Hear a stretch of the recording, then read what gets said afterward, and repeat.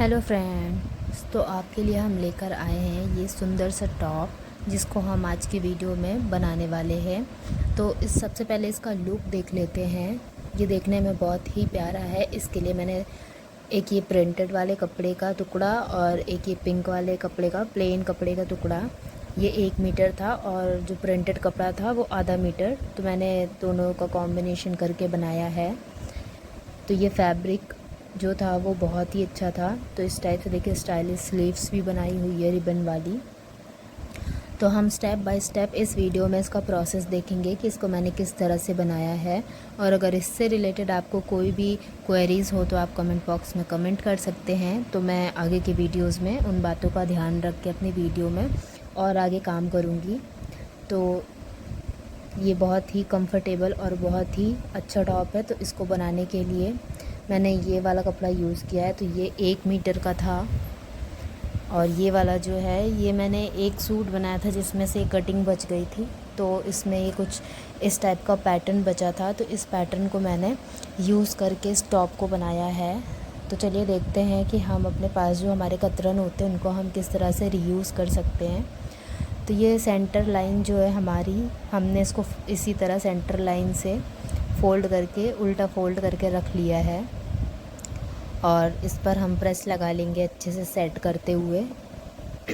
बिल्कुल हमारा जितना भी प्रिंट है ये दोनों तरफ बराबर होना चाहिए। तो इस तरह से प्रेस लगा लेना है।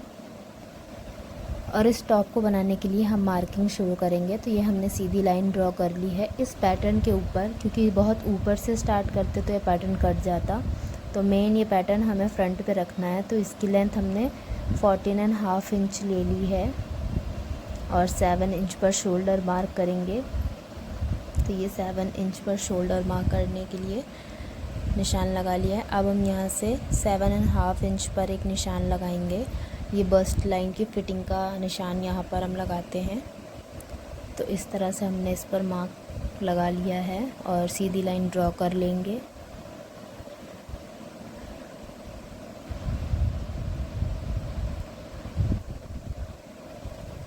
तो इस तरह सीधी लाइन ड्रॉ करने के बाद हम ये वाली लाइन पर भी 7 इंच पर निशान लगा लेंगे। जब हम कुछ फिटिंग का बनाते हैं तो 1/2 इंच कम करके निशान लगाते हैं आर्म होल के लिए, बट इसमें हम 7 इंच पे ही लगाएंगे क्योंकि हमें लूज़ रखना है।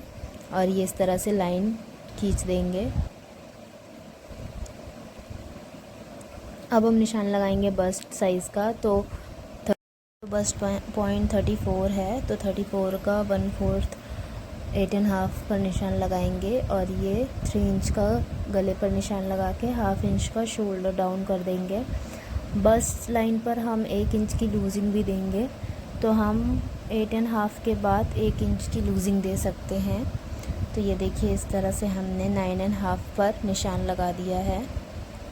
तो इस तरह से आर्म होल यहाँ पर बना लेना है।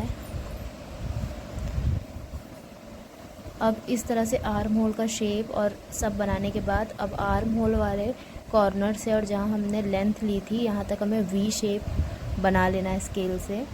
तो ये वी शेप हम जो बनाएंगे इस तरह से वी शेप बनाते हुए अब इस पैटर्न की कटिंग कर लेंगे। तो ये हमारा फ्रंट पार्ट रेडी हो गया है और इसके बाद हम बैक पार्ट की कटिंग करेंगे। इसमें आधा इंच एक्स्ट्रा कपड़ा लेते हुए कटिंग करनी है। तो अब हम बैक पार्ट की कटिंग करेंगे। तो उसके पहले हम ये अपना फ्रंट पार्ट देख लेते हैं। फ्रंट पार्ट इस तरह से देखिए पैटर्न आएगा। इसमें हम 3 इंच की चौड़ाई लेंगे और 4 इंच की लंबाई लेंगे और एक बॉक्स बना लेंगे 3 इंच चौड़ा और 4 इंच लंबा। और इस बॉक्स को सर्कल शेप देते हुए इसका गले की गोलाई बना लेंगे और इसकी भी कटिंग कर लेंगे। हमें इसमें चाइनीज़ कॉलर रखना है, इसलिए हम इसको इस तरह से कट कर रहे हैं। तो चाइनीज़ कॉलर के लिए सफिशिएंट गला 3 इंच 4 इंच ही होता है। तो ये देखिए हमने 4 इंच का इस तरह से गोल गला काट लिया है। तो अब हम बैक पार्ट के लिए ये कपड़ा लेंगे। तो ये हमारा इस तरह से पैटर्न इसमें भी आ रखा है। तो हम इसी के हिसाब से पहले इसको बराबर से दोनों डबल फोल्ड करके दोनों हिस्से प्रेस लगा लेंगे और अब फ्रंट वाला हिस्सा इसके ऊपर रखेंगे, बंद वाला बंद वाली साइड पर रखेंगे और आर्म होल का खुले साइड पर। तो ये कपड़ा थोड़ा सा छोटा हो रहा था तो इसको हम आगे बढ़ा करके प्रेस लगा लेंगे। तो इस तरह से हमने देखो इसको सेट कर लिया है और फ्रंट पार्ट अब इसके ऊपर अच्छे से सेट करते हुए इस तरह से आर्म होल और सब अच्छे से एकदम सेट होना चाहिए। अब इसमें हमें चेंजेस क्या करने हैं बैक पार्ट पर कि आधा इंच शोल्डर फ्रंट पार्ट से थोड़ा सा बड़ा लेना है, आधा इंच बड़ा लेना है और आर्म होल भी आधा इंच बड़ा लेना है, क्योंकि बैक पार्ट का हमारा जो आर्म होल का कपड़ा होता है वो फ्रंट पार्ट के अकॉर्डिंग थोड़ा सा बड़ा होता है। तो और ये जो हमारी लाइन है इसके ऊपर स्केल इस तरह से रखेंगे और कपड़ा फोल्ड करेंगे टाइटली और यहाँ इस तरह से हम लाइन बना देंगे बैक पार्ट पर। पीछे हम वी शेप नहीं रखेंगे, पीछे हम नॉर्मली सीधा कपड़ा काटेंगे। तो इस तरह से हमने देखिए शेप ड्रॉ कर लिया है बैक पार्ट का। इसको थोड़ा सा डार्क कर लेते हैं ताकि आपको समझ में आए और इसकी भी कटिंग कर लेंगे हम। यहाँ पर 3 इंच पर गले का निशान लगाएंगे और 1 इंच इसमें, लेकिन हमें कोई गोलाई नहीं काटनी क्योंकि हम चाइनीज़ कॉलर बना रहे हैं तो इसको हम एज इट इज़ कट कर लेंगे। और ध्यान रखना है कि इसमें आपको आर्म होल और शोल्डर आधा इंच बड़ा लेना है फ्रंट पार्ट के हिसाब से। और यहाँ पर लाइन से हमें लाइन पे एकदम कटिंग नहीं करनी, लाइन से थोड़ा सा कपड़ा ज़्यादा लेते हुए आधा इंच हमने बैक पार्ट की भी कटिंग कर ली है। और ये आप अपने घर पर पड़े या अपने पास कोई बहुत अच्छा सा प्रिंटेड कपड़ा हो आपका, उससे आप ये बना सकते हो क्योंकि इसमें बहुत ही कम कपड़ा यूज़ होता है। इस पर इस तरह से देखिए मैंने बैक और फ्रंट रेडी कर लिया है। अब हमारा जो मैचिंग का कपड़ा था इसके साथ का, तो ये है पिंक वाला। तो अब हम इसको इस तरह से एक्स्ट्रा इसका जो कपड़ा निकला हुआ है ये काट देंगे। इसकी लंबाई चौड़ाई लगभग बराबर ही है। इसको डबल फोल्ड कर लिया है हमने। अब डबल फोल्ड करने के बाद इस तरह से अच्छे से इसको डबल फोल्ड करके बिछा लेंगे और उसके बाद अब इसका देख लेते हैं कि लंबाई और चौड़ाई क्या है। तो इसकी जो लंबाई है वो है 21 इंच और जो चौड़ाई है वो 42 एंड समथिंग है। हाँ 42 है।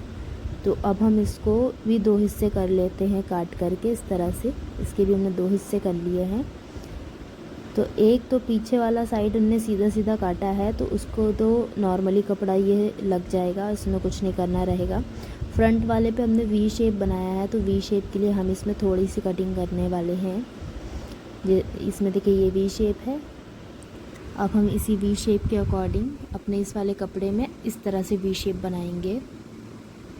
तो वी शेप के लिए हमें ध्यान देना है कि हम इतना गहरा तो नहीं काटेंगे, बट हमें क्योंकि हमारे पास कपड़े की चौड़ाई ज़्यादा है तो हम वी शेप कुछ इस तरह से काटने वाले हैं। 4 इंच पे निशान लगाएंगे जिधर बंद कपड़ा है और जिधर खुला है इसके कॉर्नर पर स्केल टेढ़ा रखते हुए और निशान पर रखते हुए इस तरह से तिरछी लाइन ड्रॉ कर लेंगे। और ये तिरछी लाइन ड्रॉ करने के बाद इसको ऐसे ही कट कर लेंगे। तो ये हमारे फ्रंट पार्ट का जो घेर रहेगा ये उसके लिए हमने कटिंग कर ली है।